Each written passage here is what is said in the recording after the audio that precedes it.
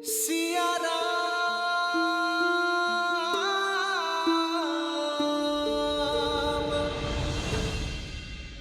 देवी सीता,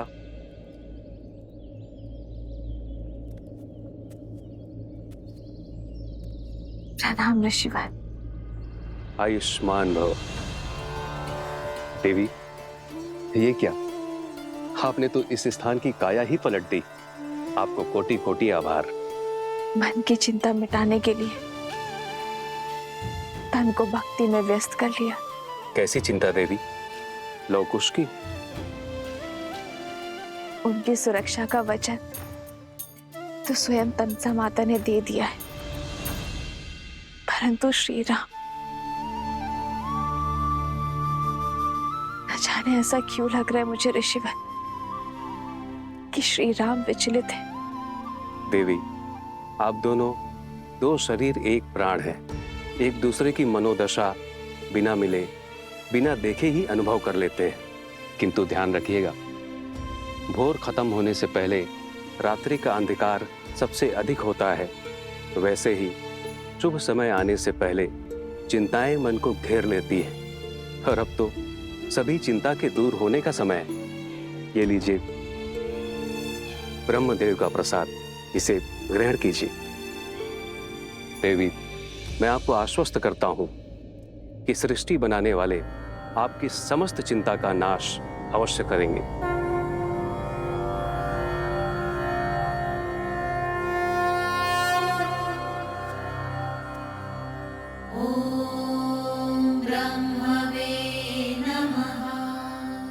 ओम ब्रह्मदेवाय नमः। देवाय नमः। ओम ब्रह्मदेवाय नमः। देवाय नमः। ओम ब्रह्मदेवाय नमः। सीते, राम,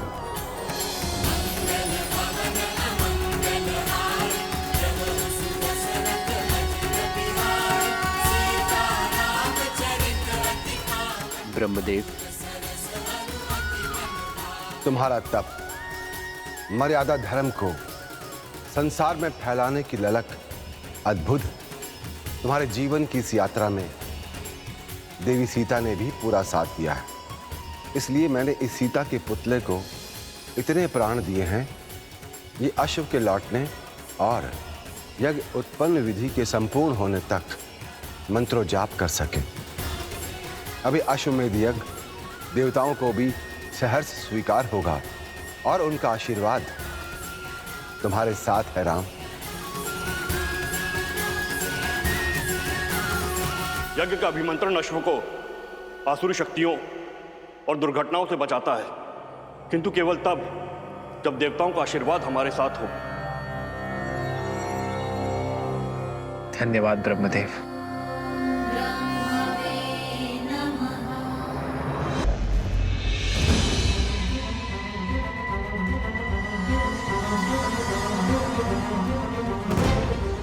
राम की हार और तुम्हारे नाश का समय आ गया अश्व।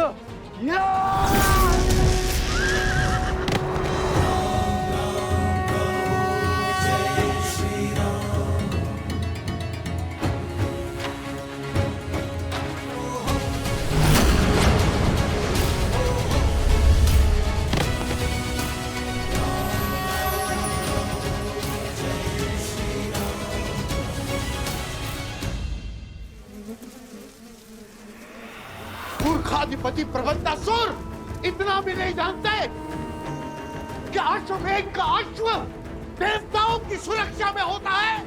असुरों का संहार देवताओं और मनुष्यों के सामर्थ्य से नहीं, असुरों की मूर्खता से ही हो जाएगा।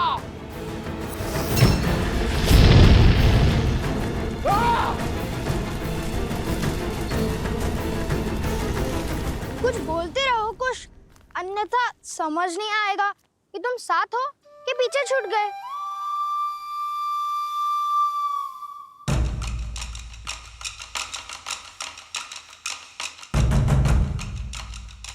ऋषि कुमारों,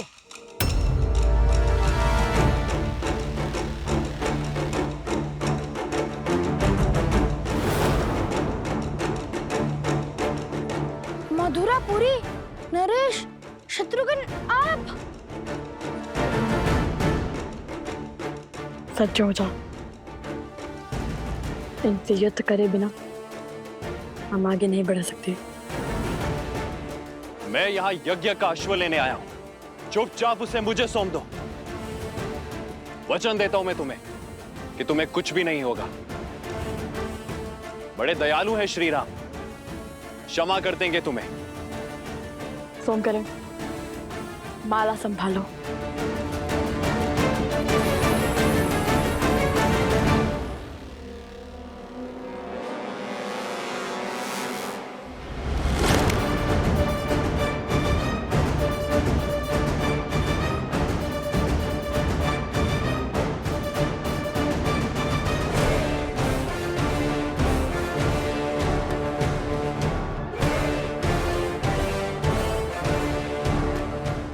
तो जानते हैं ना वो कौन है? वो कोई साधारण बालक नहीं है, वो अनमोल रत्न है, केवल मेरे लिए नहीं अपितु समस्त संसार के लिए। आप दोनों जो कर रहे हैं वो अनुचित है। मेरी विनती सुनिए और समय रहते अपनी भूल सुधार लीजिए। यज्ञ के अश्व को रोकना पाप ही नहीं, अपराध भी है। हम बालक अवश्य हैं, किंतु अबोध नहीं। हम आपका बहुत सम्मान करते हैं राजानुज, किंतु अभी ये अश्व हमने पकड़ा है, तो उपाय केवल एक ही है, युद्ध।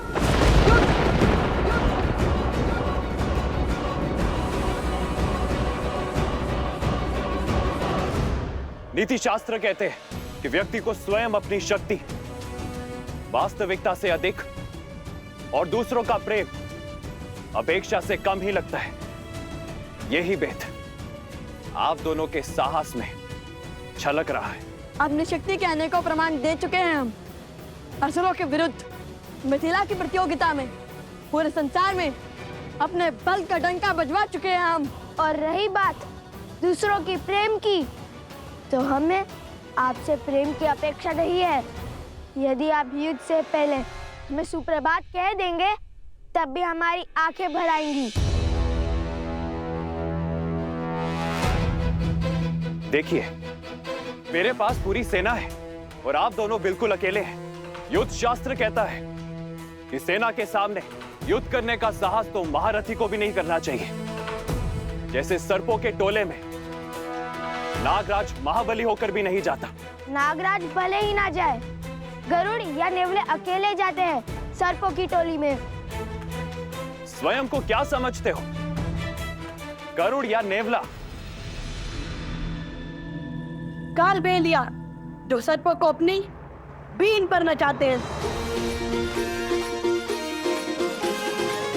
शस्त्र भी उठाएंगे या अयोध्या में केवल वाक युद्ध की प्रथा है? हम वो शत्रु नहीं जो आपकी निरर्थक बातों से ही मर जाए।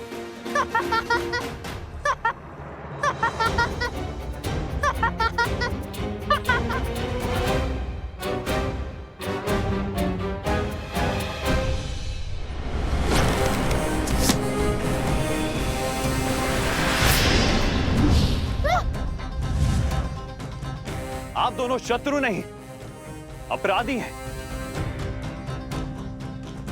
अयोध्या के अश्व का हरण कर पाप किया है आप दोनों ने।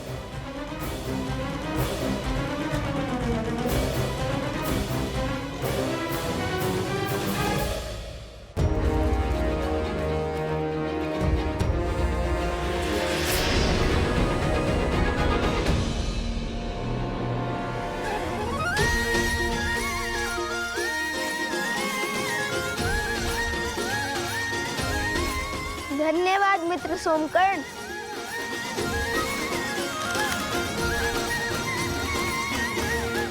अश्व को रोकना अपराध नहीं, चुनौती है जो हमने स्वीकारी है।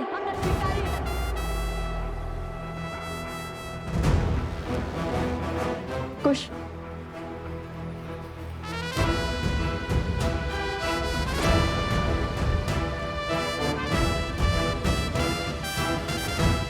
आपका शत्रु स्वयं चुनौती बन यहाँ वहाँ घूम रहा है। हमने आपकी चुनौती स्वीकार कर कोई पाप किया है? चुनौती राजाओं के लिए है, ऋषियों के लिए नहीं।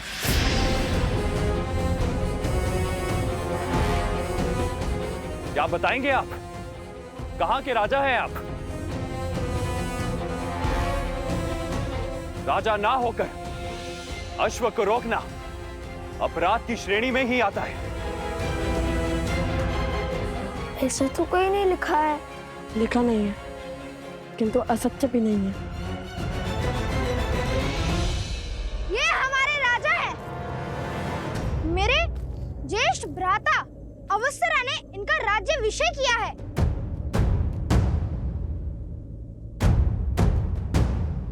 बताओ कहां के राजा हैं ये दोनों? कुछ अंतर पर एक गांव है जहाँ की प्रजा विचित्र रोग से ग्रसित है। उस गांव की प्रजा की रक्षा करने का संकल्प किया तो उसी क्षण मेरे भ्राताश्री ने लव भैया का राज्याभिषेक और कुश का युवराज पद पर अभिषेक कर दिया।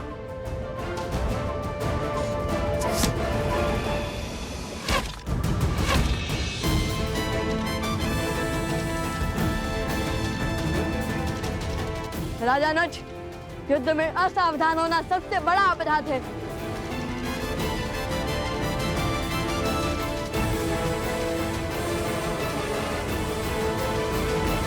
सैनिकों, महाराज ने किसी का भी रक्त बहाने से निषेध किया है। स्मरण रहे, इन ऋषि कुमारों को केवल हमें बंदी बनाना है।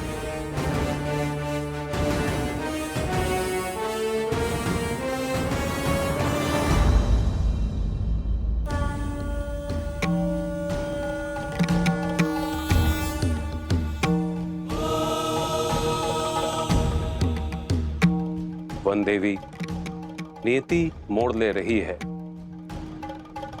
आपके दोनों पुत्र अपने जीवन की सबसे कठिन यात्रा पर निकलने वाले हैं। मैं केवल आपको यह बताना चाहता हूं कि आपके दोनों पुत्र एक पूरी सेना के विरुद्ध लड़ाई लड़ रहे हैं। सेना?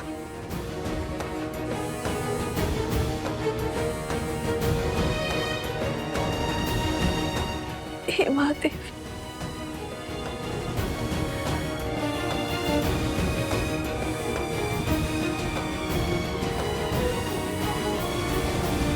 ये कैसा संकट है ऋषिवर, जिनके पिता अपने पुत्रों की रक्षा के लिए उपस्थित ना हो। अब उनकी रक्षा कौन करेगा? और वो माता कितनी दुर्भाग्यशाली है जो अपने पुत्रों की सहायता के लिए कुछ नहीं कर सकती।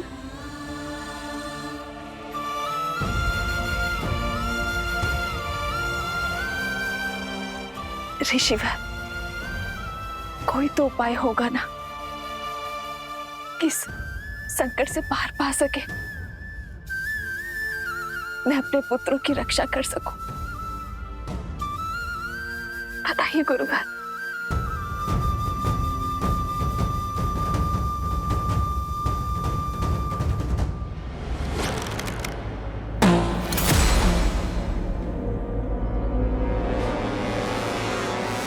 सावधान ऋषि कुमारों, ये मेरी अंतिम चेतावनी है। अब अस्त्र उठाने से पहले ना वाद होगा ना विचार।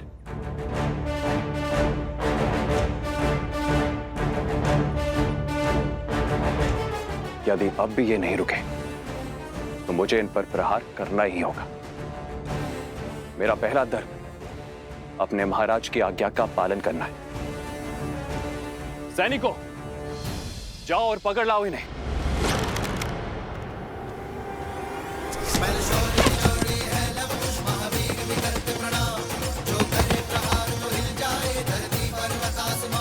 दिव्यास्त्र।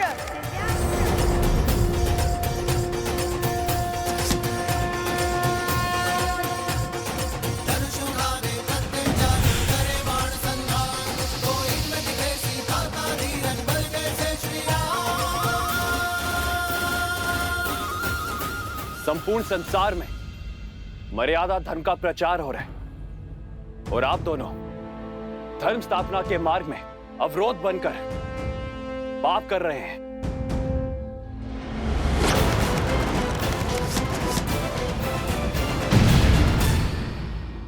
सुन रहे हैं भैया, राज अनुज शत्रुघ्न मर्यादा धर्म की बात कर रहे हैं। इस राज्य की प्रजा को स्त्री के सुखों का, सुरक्षा का, सौभाग्य का बलिदान मांगकर संतोष दिया जाता है। वहाँ कैसा राजधर्म?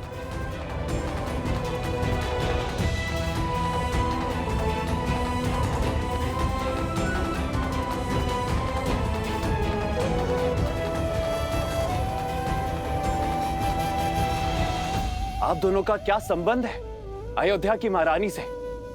संबंध है भक्ति और भाव का संबंध। हमने राम कथा पढ़ी है, श्री राम और माता सीता की पूजा की है। और यदि हमारी माता के बाद कोई है जिसमें हमें ममता दिखती है तो वो माता सीता है। क्या रक्त के संबंध से श्रद्धा का संबंध अधिक महान नहीं होता?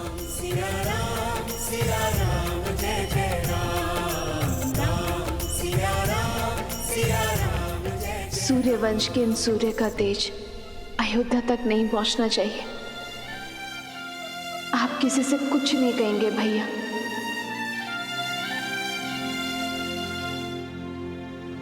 धन्य है आप अभिमा, श्री राम से दूर रहकर अपनी पहचान को गुप्त रखकर भी इन बालकों को श्री राम की परछाई बनाया आपने। स्पष्ट है ये दिव्य बालक और कोई नहीं, आपके और भैया के ही पुत्र हैं। वेदों में कुछ ऐसे मंत्रों का विवरण है जिनका पाठ करने से स्वयं देवताओं को रक्षा करने के लिए बुलाया जा सकता है। आप उनका पाठ आरंभ करें और मुझे पूर्ण विश्वास है कि देवता आपकी सहायता अवश्य करेंगे।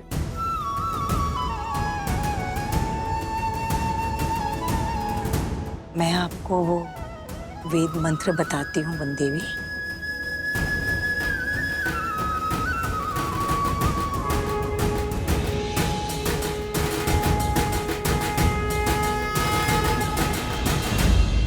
वरुण देव, आपकी शक्ति अपरंपार है। श्री राम के अयान का महत्वपूर्ण भाग रहे हैं आप, और आप मेरे पुत्रों को आपकी सहायता की आवश्यकता है।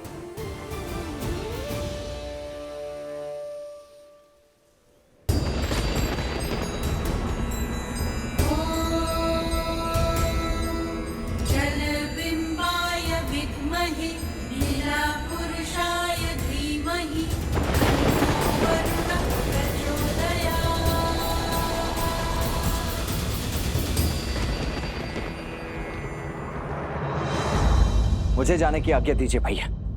हनुमान का कोई समाचार आया?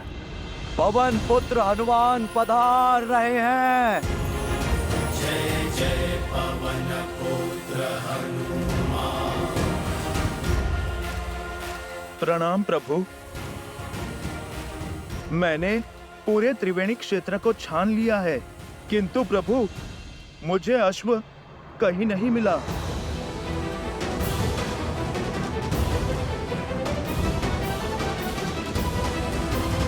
ने भी अपना पथ बदल लिया है।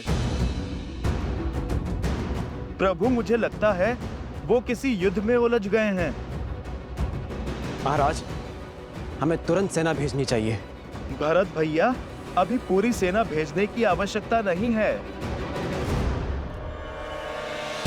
प्रभु, यदि आपकी आज्ञा हो तो मैं युद्ध में शत्रुघ्न भैया की सहायता के लिए जाऊं।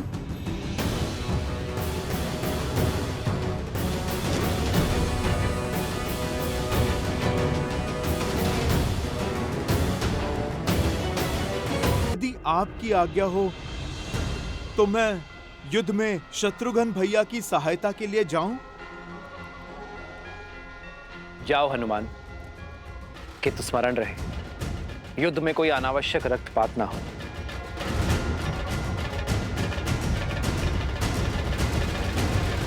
जय श्री राम।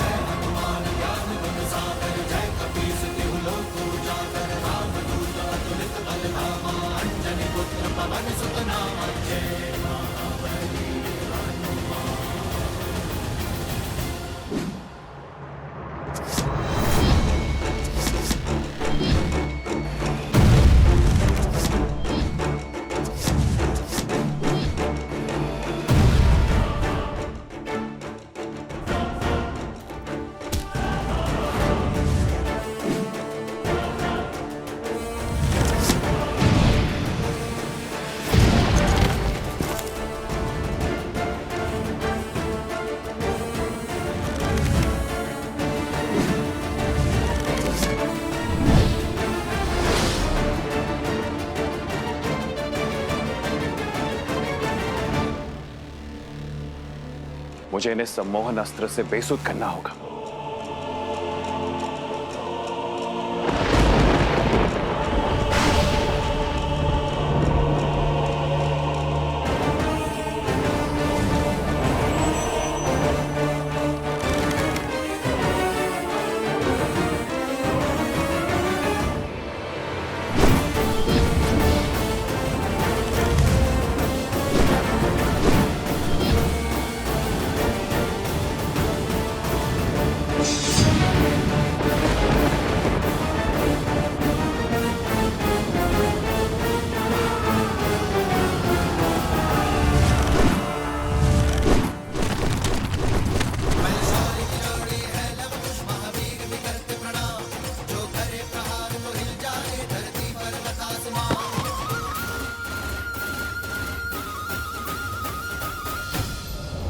नागस्त्र।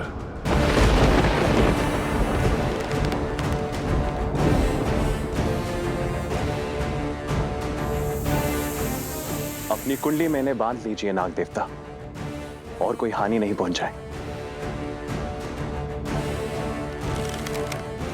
सुनो, तुम इन सैनिकों को संभालो, मैं इस अस्त्र का उत्तर देता हूं।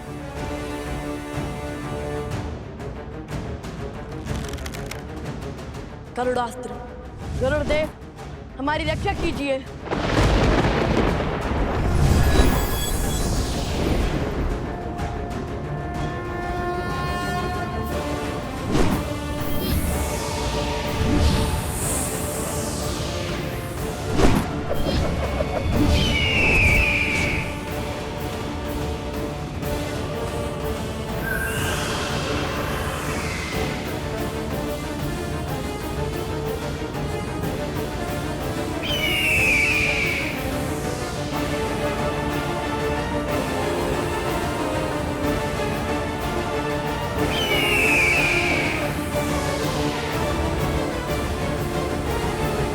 मेरे अस्त्र से बचकर तो दिखाओ।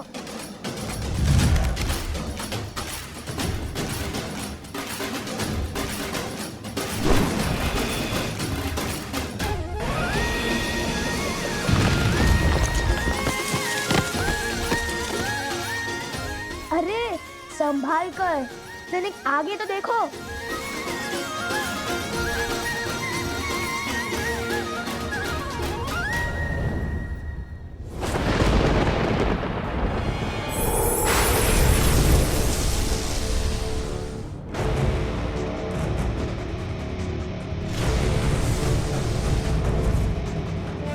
लगता है ये वरुणास्त्र चला रहे हैं। वरुण देव, अपनी कुंडली में इन बालकों को बांध लीजिए।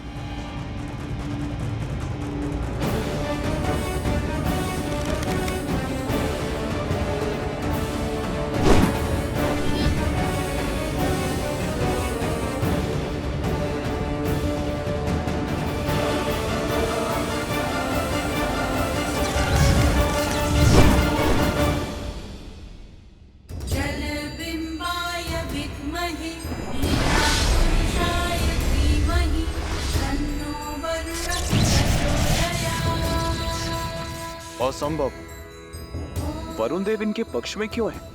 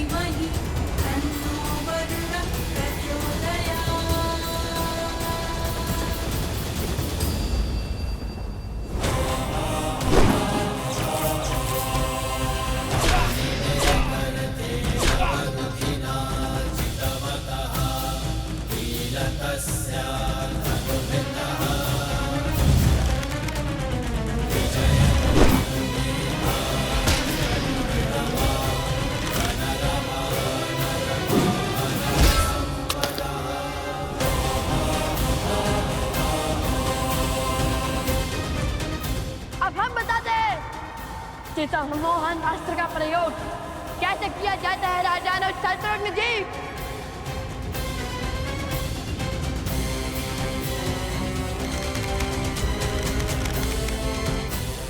इस पराजय ने जितना संतोष मुझे दिया है उतना आज तक मुझे किसी विजय ने नहीं दिया।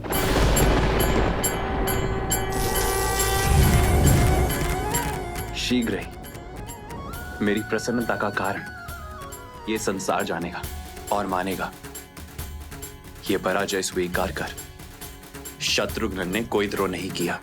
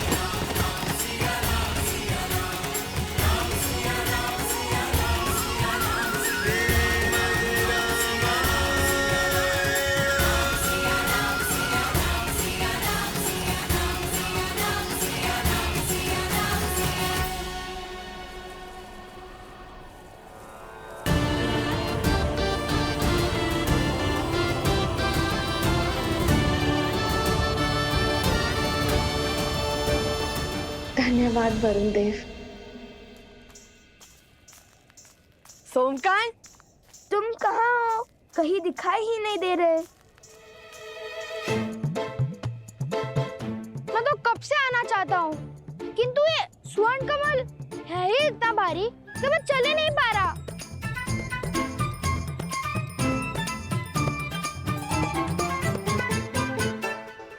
लाओ।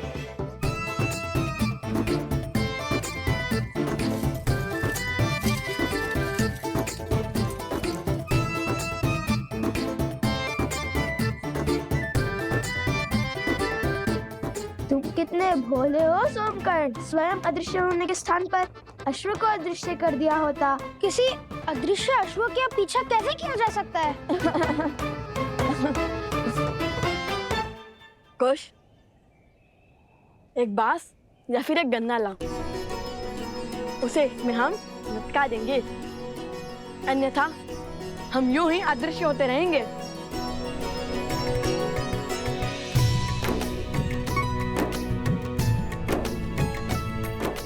सोमकर्ण, तुमने असत्य कहा है कि हमारा राज्य अभिषेक हुआ है, किंतु अब उस असत्य को सत्य बनाना होगा हमें। अयोध्या से अन्य कोई सेना आए उससे पहले हमें वो औषधि खोजनी होगी और उन गांव वालों को उनके रोगों से मुक्त कराना है। ये लीजिए भैया।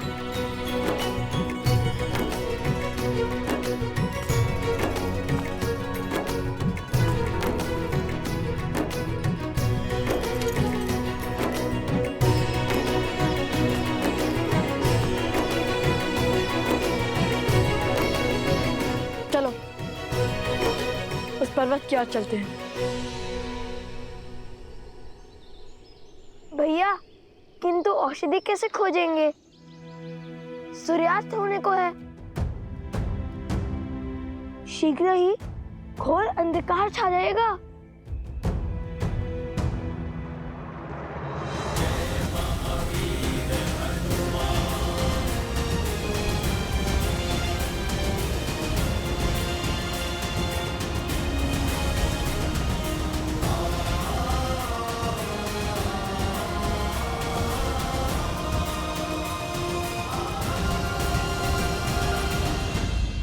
पिताश्री, शत्रुघ्न समझ चुके हैं लव कुश और कोई नहीं, श्री राम और माता सीता के पुत्र हैं और स्वयं उनके भतीजे हैं। किंतु संसार उन्हें इस निर्णय के लिए राजद्रोही क्यों कहेगा?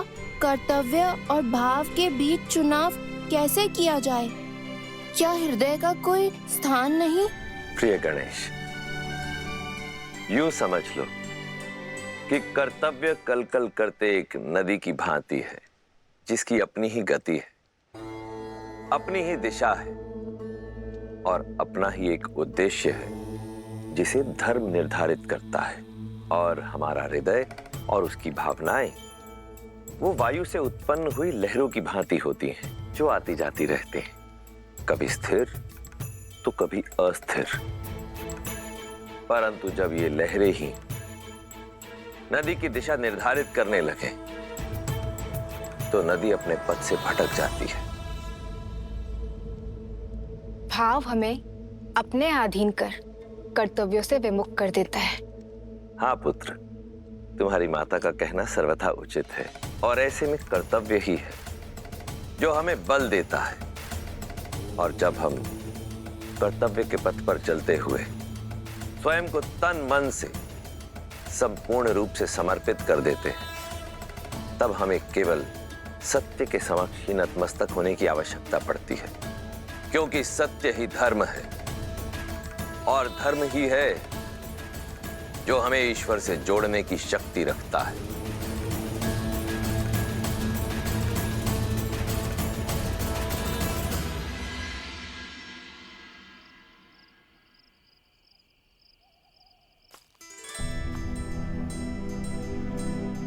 अब जब तक हम ना लौटे तुम यही रहना।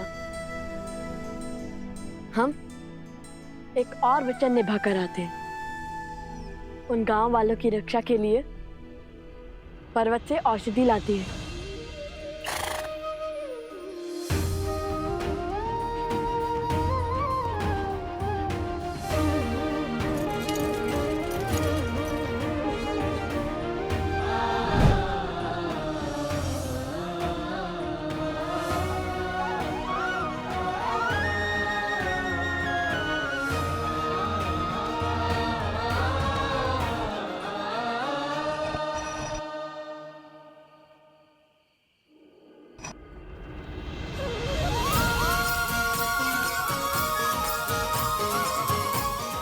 अब तुम्हें खोजने में कठिनाई नहीं होगी मित्र।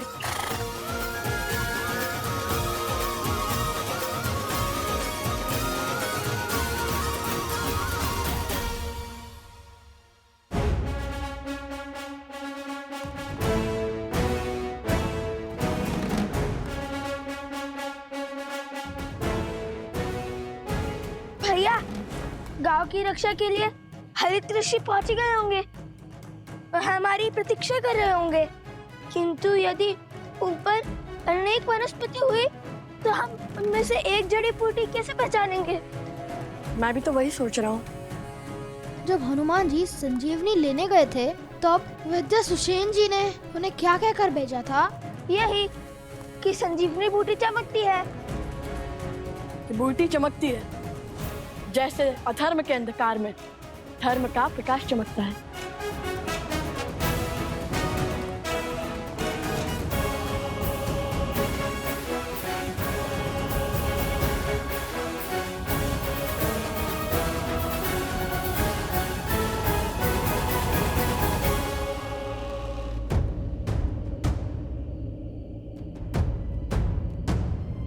लो, यहाँ तो कई बूटी चमक रही हैं।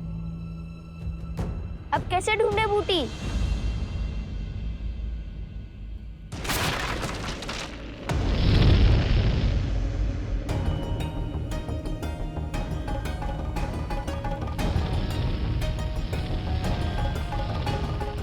इससे पहले कि समय हाथ से फिसल जाए, मुझे स्वयं जाकर वो दुर्लभ जड़ी बूटी लानी होगी,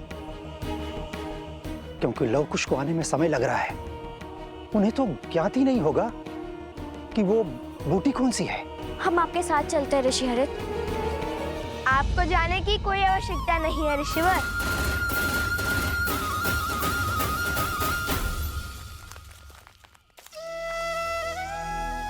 लवकुश भी आ गए और आपके लिए जड़ी बूटी भी।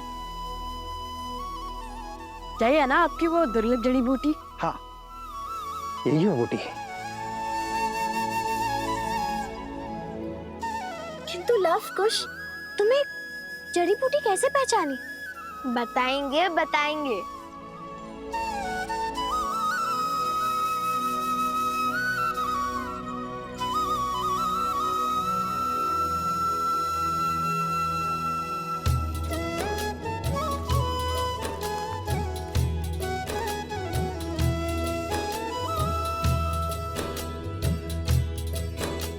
सहस्त्राक्षम शतधार वृषिभ पावनम कृतम तेना सहस्त्रधारेण पवमानः पुनातु माम। सहस्त्राक्षम शतधार वृषिभ पावनम कृतम तेना सहस्त्रधारेण पवमानः पुनातु माम। सहस्त्राक्षम शतधार वृषिभ पावनम कृतम तेना सहस्त्रधारेण पवमानः पुनातु माम।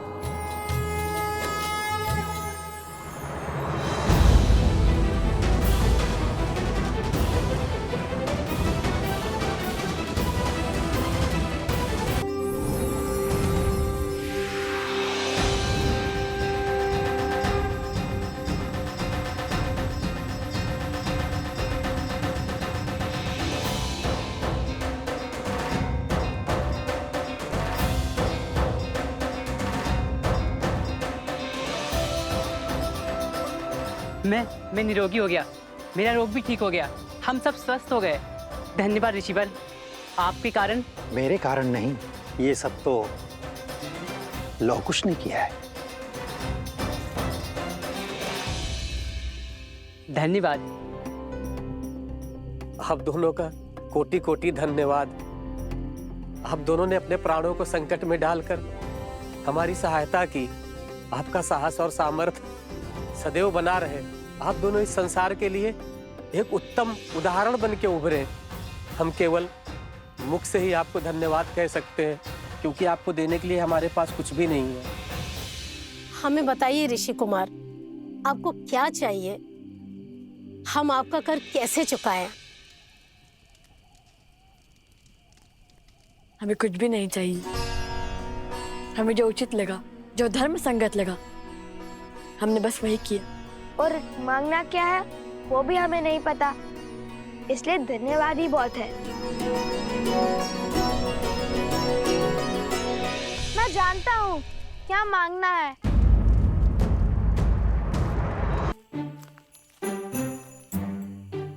अभी कुछ समय पहले मैं एक मिथ्या कहकर आया हूँ, उसे सत्य करने का समय अब आ गया है।